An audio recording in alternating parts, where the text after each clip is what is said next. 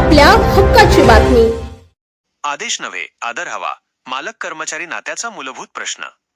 कोणत्याही उद्योग, दुकान, कार्यालय किंवा संस्थेचा पाया जर शोधायचा झाला तर तो इमारतीत किंवा भांडवलात सापडणार नाही. तो सापडेल कर्मचाऱ्यांमध्ये. मालक दिशा देतो, निर्णय घेतो, पण त्या निर्णयांना प्रत्यक्षात उतरवणारा, रोजच्या कष्टाने संस्था उभी ठेवणारा कर्मचारीच असतो. त्यामुळे मालक कर्मचारी नातं हे केवळ व्यवहाराचं नसून विश्वासाचं असायला हवं. अलीकडे अनेक ठिकाणी एक धोकादायक प्रवृत्ती वाढताना दिसते. पगार देतो म्हणजे काहीही बोलण्याचा अधिकार आहे. अपशब्द, सार्वजनिक ओरड, अपमानास्पद वागणूक हे काही ठिकाणी शिस्त या नावाखाली चालतं. पण शिस्त आणि अपमान यातला फरक समजून घेणं आवश्यक आहे. कर्मचारी अनेकदा शांत राहतो. तो प्रत्युत्तर देऊ शकत नाही म्हणून नव्हे, तर तो संस्थेचा मान राखतो म्हणून. तो आपली नोकरी, आपलं कुटुंब, आपली जबाबदारी यांचा विचार करतो. पण त्याची शांतता ही त्याची कमजोरी समजणं ही मोठी चूक ठरू शकते. आदर गेला की निष्ठा मरते. निष्ठा गेली की कामातला आत्मा हरवतो. आणि आत्मा हरवला की संस्था केवळ नावापुरती उरते.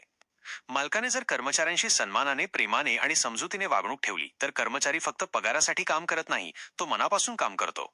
संकटाच्या काळात तोच मालकाच्या खांद्याला खांदा लावून उभा राहतो. व्यवसायातील खरी गुंतवणूक ही माणसांमध्ये असते आणि ती गुंतवणूक आदरानेच वाढते. याउलट सततचा अपमान आणि दडपशाही यामुळे असंतोष वाढतो. विशेषतः आर्थिकदृष्ट्या दुर्बल कर्मचारी अन्याय सहन करत राहतो. पण जर मर्यादा ओलांडल्या गेल्या तर त्याची प्रतिक्रिया अनपेक्षित असू शकते. त्यामुळे व्यवस्थापनाने भीतीच्या नव्हे तर विश्वासाच्या मार्गाचा अवलंब करणे हितावह आहे. आजच्या स्पर्धेच्या युगात यशस्वी संस्था त्या आहेत जिथे कर्मचारी मालकाचा माणूस नसून संस्थेचा भाग असल्याची भावना बाळगतो.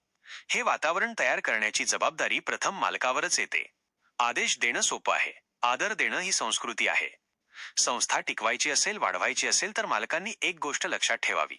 भीतीने काम करून घेता येते, पण विश्वासानेच मन जिंकता येते. आणि जिंकलेली मनं कोणत्याही व्यवसायाची सर्वात मोठी ताकद असतात. पार्थ न्यूज, संपादक हर्षल चौधरी.